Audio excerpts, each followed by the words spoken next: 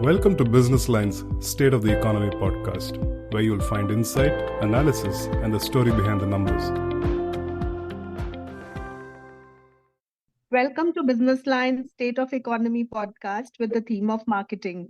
We have with us today noted management thinker Shiv Shivakumar, operating partner at Advent International, and Naresh Gupta, co-founder and managing partner, Bang in the Middle, a full-service independent creative agency and a new age communication company. We are going to discuss today brands and celebrity endorsements. This is a topic that rears its head constantly given the risks that brands face using celebrities in their marketing. And yet, as we saw in the recent Super Bowl spots, commercials with celebrities really dominated the game nights. So what's the fascination that brands have with celebrities? Is it worth the investment? Let's hear from Shiv and Naresh. Welcome to the show, Shiv and Naresh. Good to have both of you here. Thank you, Chitra. Wonderful to be here with Naresh. Thank you, Shiv. Thank you, Chitra. So Shiv, your thoughts first on the use of celebrities in advertising. The ad that really stood out during the Super Bowl was Dunkin' Donut, which used Jennifer Lopez, Ben Affleck, Matt Damon, Tom Brady. I mean, it was like they really splurged on celebrities. But do you think it's worth the investment? Yeah. So let me start. The empirical evidence on using celebrities says that they're just as good or as bad in advertising without the celebrity being there. So very few celebrity ads actually make it. But the trouble is that everybody who signs a celebrity, because their ego is on the line, they will always tell you it's going well. So let me give you a simple example. The last 2 years, FMCG growths are way below GDP growth. They use the most celebrities, but nobody is talking that it's not working for them. They will continue to tell you that celebrity is doing great, etc., which is absolute high level of intellectual dishonesty. Let's go back to the roots. Where did celebrity advertising start? It started with a chap called Danny Denker. He was the account manager at JWT in San Francisco, in Hollywood, and he used to go to the sets regularly because he had friends in Hollywood. And on one of those trips, he signed up Ginger Rogers for Lux. And that's how the concept of celebrity advertising started. She was the very first model for Lux, and all Ginger Rogers got was a crate of Lux, every 6 months or whatever it is. That's it. Today, Lux doesn't exist in America. Okay, so I personally believe when a brand lacks thinking, when a marketing team lacks thinking, they say, okay, now let's go sign a celebrity. Because celebrities, what can they bring to your table? They can bring you awareness. They can bring you energy and electricity for the brand. They can bring credibility where needed. And sometimes when you need a repositioning, they can help you. So this is what I see. But I think people or brands use them indiscriminately right now. And I think that's a commodity of advertising. That's where I'll stop it. Okay, Naresh, your thoughts? I mean, and you, I would love to hear the agency perspective on it. Is it the agencies which ask for celebrities, or is it the brands? Do you have to fight with the brands on this? In Bang in the Middle, have you used a lot of celebrities? We have used a lot of celebrities, guilty on that front. However, we are never the ones to recommend, or at least in 12 years we have existed, we have never recommended a celebrity to the client without having a reason or logic or perspective on using that person. The problem that exists today is that this is a lot of vanity that goes into it. It is the vanity of marketing team. If it's driven from an owner, it's the vanity of the owner. And somewhere it becomes a talking point in common conversation that this is the person who's endorsing my brand. Now, we have used, for instance, for Hindustan Coca-Cola beverages, Dr. Elia Raja. Now, that's a completely different use of celebrity because we never took him on television. He composed a theme and it stayed there and it's being used internally and stuff like that. So we've used celebrity, but we've used them with a little more thought and a little more interest that the brand can generate. But Shiv is correct. The use today is, and I have always called it lazy, is because the brands don't want to think, and it's because they don't want to fight, and it's because they don't really want to get the eyeballs in the more, how do I say it, in the more correct way. So the easy way it becomes is celebrity, and sometimes it just so happens one, two, three, four, five of my competitors have five known faces. How can I go to market without creating a face?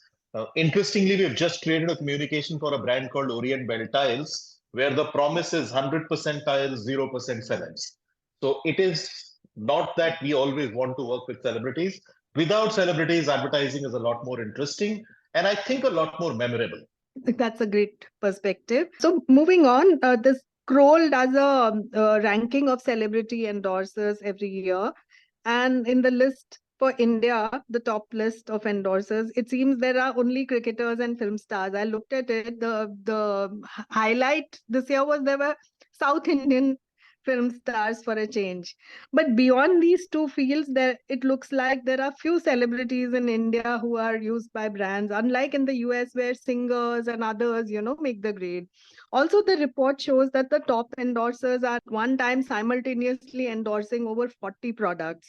So is it commoditizing celebrity advertising? And also, is there very narrow thinking on who is a celebrity? I mean, why can't we widen the field? There could be celebrity doctors, etc. Your thoughts? Yeah, so I would say, this list is there. Our experience always shows that all the classical Bollywood stars just don't cut it in the South.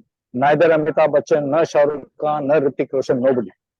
And over a period of time, people have recognized that. That's why people have a dual strategy. They go to Mahesh Babu or somebody else or Allu Arjun or whatever it is. So celebrity, especially Hindi film stars, do not cut it in the South. Number one. Number two, and a very important point is, if you go back, the South has possibly the highest conversion and upgradation of celebrities into newer fields. You look at an N.T. Ramarao, you look at an MGR, you look at a Jayalalitha. Okay, all these people they leveraged their celebrity status and cine presence status into politics.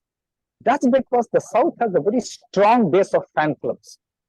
The fan clubs do not exist for an Amitabh Bachchan or a Shah Rukh Khan or an Amir Khan. They exist in Instagram. They exist on social media. But in the South, the fan clubs exist on the ground. And that's why whenever a movie is released, these guys really go and celebrate it with milk and havan and all kinds of things. So that base actually pays off well. In fact, the biggest celebrity in India who's never done any advertising is actually Rajnikant. Celebrities also have a code. Rajnikant says, I will not do any advertising.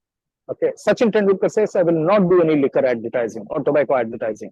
So having people like that at least see some sense. I remember in Clinic Plus, we did a spoof of an ad for a promotion using a spoof of Chiranjeevi and a spoof of Rajnikant. Now this is around 2000 plus. And I remember I got a call from Mrs. Rajnikant saying, I'd like to see you. So when I went and met her in her house in Post Garden, and she said, Mr. Rajnikant has never advertised anything, and we don't appreciate this spoof. And the fan club is asking whether, sir has done this or not. I learned a valuable lesson that day. I got dressed down dramatically, but trust me, I learned a valuable lesson that not every celebrity is for sale, and not every celebrity, lives without values. Now, if you look at the question from, are celebrities worried and bothered? They're not. Okay, they don't use 99% of the products they endorse. Okay, they just take the contract, they're there for 2-3 years and they're off. Is the fan bothered? The fan is not bothered. Only a true die-hard fan will say, why are you doing this? Otherwise, most fans or most followers will say, yeah, he's making money for his time, let's continue. So then the onus comes back to the brand and the agency to say, hey, are we truly on the correct long-term path? Are we doing the right thing? And there I believe that people are long on words and short on thinking, and I think we have a thinking recession when it comes to celebrities amongst brand managers and marketing teams. Interesting anecdote there, Shiv. Quite fascinating. Naresh, coming to you, will you address the point of commoditizing celebrity advertising? I mean, at one point, if a same celebrity, we've seen Kohli and Dhoni doing multiple ads, you can't at some stage you can't remember which ad they're endorsing because there's so many of them. And sometimes you don't even know the brand. I mean, there is some namkeen brand I saw in Calcutta recently, which is advertised by Shah Rukh Khan, and I fell off. I didn't know what the brand was and what he was doing in that communication, wearing a suit, endorsing a namkeen brand. And this is truly where the entire business of celebrity endorsement has come down to. We all want a face, and that is it. After that, nothing matters, because that face does not do anything for the brand. There is no connection that is ever sought, ever found. And on this entire thing, there was long ago, I think in the 60s, Mohammad Rafi endorsed Shell. And then in the 80s, I think Lata Mangeshkar endorsed Glycodin. But that may remain one of those only places where non-actors have been used from entertainment industry for endorsing a brand. And today, even in this social media driven world where every singer, every makeup artist, every cameraman has their own Instagram channels, brands don't use them.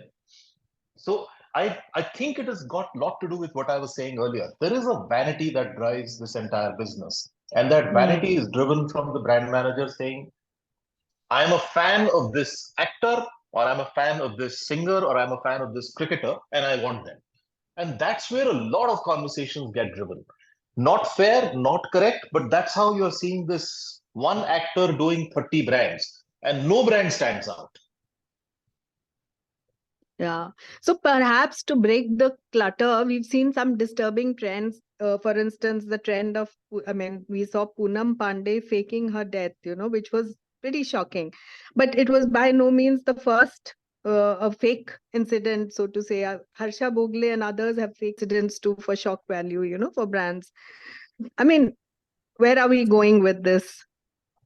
So I would say, Chitra, that invariably these kind of things are gimmicks, and they will always blow up in the face of the brand. I remember years ago, Lux said, we've never used a male star, so we're going to use Shah Rukh Khan in a tub. If you honestly ask me, it's a silly ad. And I think the brand managers of Lux took leave of their brains. Okay, why are you wasting your money? You don't have an infinite supply of money. You should make every rupee count. And I think in today's social media world, the people like Poonam Pandey must worry that they're going to be sued. And that's exactly what's happened. Somebody sued her for 100 crores. Okay, now courts will go overboard because they also want to be in social media. And somebody will listen to the case, somebody will pronounce judgment, editors will write on it, etc. And it becomes a bit of a tamasha. So in my book, all these stunt value things should be avoided. And celebrities should have more brains than doing this kind of stuff. Naresh? I think it's the silliest that you can think of. And in the case of Poonam Pandey, there isn't even a brand involved. There is no client. So it's actually being done by the agency for the agency. Now, we all know why that is done. That is really as bad as it can get. None of the stunts, as Shiv has called them, and that's the correct word for it, have ever worked for the brand. I don't remember a stunt pulling off numbers. I don't remember a stunt making consumers run to the store and buy that brand. It doesn't happen. People look at it as one-off, give it a bit of a awareness boost, and it starts to taper immediately as soon as the stunt gets over. That is also how the entire meme marketing works. It gives you that 1 day, 2 hour, 3 hour, 4 hour boost, and then it starts to taper down again. But Poonam Pandey thing, I hope it's never repeated. I thought after PV Sindhu sued brands and brands had to settle with her, this will not be repeated. But clearly marketing is a function where you really don't look at what has happened previously and start to think from that perspective. So I hope this is never repeated. Okay. So we've, by and large, I think we've been panning the use of celebrities in advertising or in, brand marketing.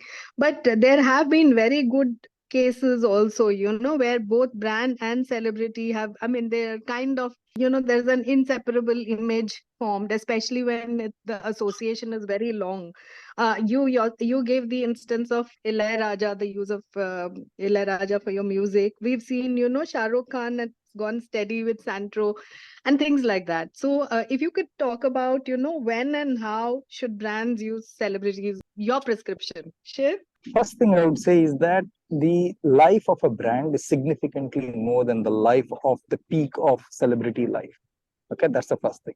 The second thing I'd say is today the issue is not about what the guy brings. It's become very metric driven to say, what, I have 5 million followers, your brand has 4 million followers. How can we increase both? Nobody is thinking the core values of the brand, what's happening, what do we need to do, etc. That's completely lost. And there's a third dangerous trend which I see, which is celebrities investing in brands, especially startup companies, D2C brands, with a personal stake in it. So somebody gets a 20% stake in a company, then he starts becoming the face of the brand, he or she, and also starts dictating the advertising and what needs to be done. That is even worse. So now the brand manager and the agency have completely given away their right to manage the brand to the celebrity and his agents. These are the kind of things I see. And things like government programs, which are completely voluntary. I'm sure they're not even paid for it. Whether it's a polio or vote or pay your taxes or insurance, etc. I think there it's fine. You look at categories like tiles, you look at categories like innerwear, look at all those categories. There's a bunch of stars there, completely undifferentiated. Why would you even do that? So I personally believe that most marketing teams have taken leave of their senses in pursuing this. Fair enough, but I was looking to hear from you on cases that work. When we had an absolute challenge on the battery crisis in 2007-8, okay, we said the last thing, item number 13 to resolve this crisis was to get a celebrity. And we decided to pick Shah Rukh because Shah Rukh was a huge, Nokia fan. And then we ran an ad series saying, I've been around, but Nokia has been with me for the last 15 years, and I truly value it. It was one of the most memorable ads. Nokia never used to have celeb ads before that. Then the agency came back and said, hey, Shiv, we're launching a woman's phone. And I think Priyanka would be a great fit and we'll show the new woman of India. And that's when that outstanding ad of Priyanka happened, which is, it's not a phone, it's who we are. But in both advertising, the product, which is Nokia, was at the center of the whole thing. Both these things worked exceedingly well for Nokia. After that, again, we went off and, we went back to our normal advertising. Yeah, great examples. Naresh? See, there have been brands that have been extremely successful using a celebrity in the correct way. Shah Rukh Khan is one example. Samsung using Amir Khan is another example. These were very long-term partnerships, and these were brands that were trying. But also remember that was much earlier. I mean, we are looking at a Shah Rukh Khan example coming 20 years ago, when the entire market and the entire media scenario was not like what it is today. So you could actually dominate mind space by using the celebrity correctly. And if you go back to earlier advertising of Hyundai, the use of celebrity is actually very, very interesting. They have made him an integral part of the brand. So much so that even today, 20 years on, the celebrity is involved with the brand and involved with the business. Similarly, I don't think we can find similar examples. Now, there are brands that have lived with a celebrity for 3 years, 4 years, and benefited immensely out of that. But it doesn't come across today because today you're trigger happy, you're willing to move on to the new celebrity in 10 days time, 20 days time. You do one film and then that's about it. So you really won't come across as an example where a brand has used the celebrity with a long-term perspective. Brands actually write their strategies with a long-term perspective, but when it comes to execution of that strategy, they don't think long-term. And when it comes to using a celebrity, they don't make him integral to the brand. In Coke and Amir Khan, for instance, great example of how they use the power of an actor to bring alive scenarios and make people vibe with the brand and stuff like that. Now, that is what you need to do and need to do that more and more. I mean, the other example is Amitabh Bachchan and Pulse Polio. Again, used his persona the correct way and made him a part of the entire brand. That is what is needed to be done, not in the way that you put a mugshot and put the product beside the person and think that the brand will work. Yeah, great examples there, Naresh. Shiv and Naresh, thank you so much for your valuable input and hope to have you here again. Thank you. Thank you very much.